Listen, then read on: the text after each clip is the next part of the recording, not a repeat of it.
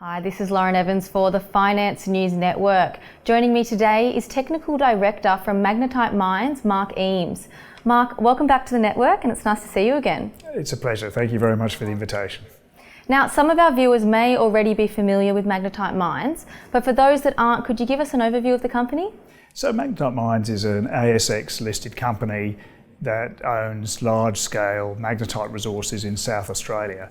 And these resources are capable of producing a high-grade iron ore concentrate product, which is in strong demand in the marketplace. And we're looking to develop a business to meet that demand. And you've recently made an announcement about an expansion study. Could you tell us more about that? The world's great mining businesses tend to start small and grow.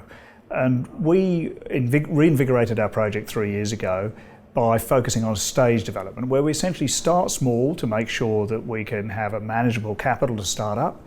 And then what this latest announcement does is fill in the picture by showing that an expansion, once we start, is both feasible and attractive.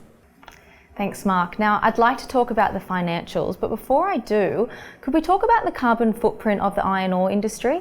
I understand you are taking steps to reduce the carbon footprint. Yes, we are. And if we look, stand back, steel is essential for the world. The world requires large amounts of steel to develop and grow.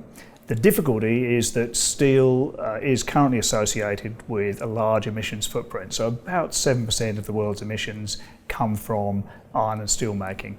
And the challenge for the world is that to make low emission steel, you need high grade iron ore products. And right now in Australia, we tend to produce lower and mid-grade iron ore products, and over time we need to transition towards high-grade products to reduce emissions. And that's where our project comes in. We produce an exceptionally high-grade iron ore concentrate, and because of the location of our project, our emission footprint, both in terms of our emissions where we produce within South Australia and where our customers are going to make the steel, will be significantly reduced. And could you comment on the project's financials? So this is particularly exciting for us. So we focused in our first stage of development with a low capital development. So in other words, we've aimed to get the capital down below about $500 million US for the first stage. That's important, but what we would show with this release is that when we expand the project, those expansions add value. And what we're seeing with this release is that the net present value of the project is well in excess of $2 billion. And that's pretty impressive when we have a market capitalisation of around $100 million today. So it shows that the development pathway can add significant value to shareholders. And are there any risks to the project?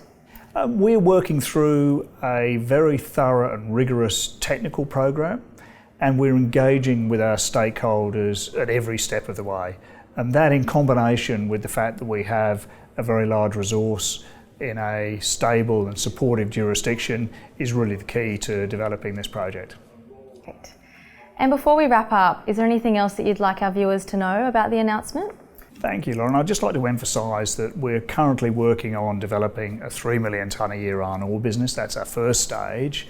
But the purpose of this announcement is to show the benefits of actually moving to higher levels of production, in this case around 7 million tonnes. And what we're doing is we're making sure that we build that optionality into the project that we build for the first stage, so that what that'll do is actually preserve that expansion pathway and ensure we can deliver that full value through time. Mark, thank you for your time today and all the best for the mine expansion. Thank you very much. It's been a pleasure.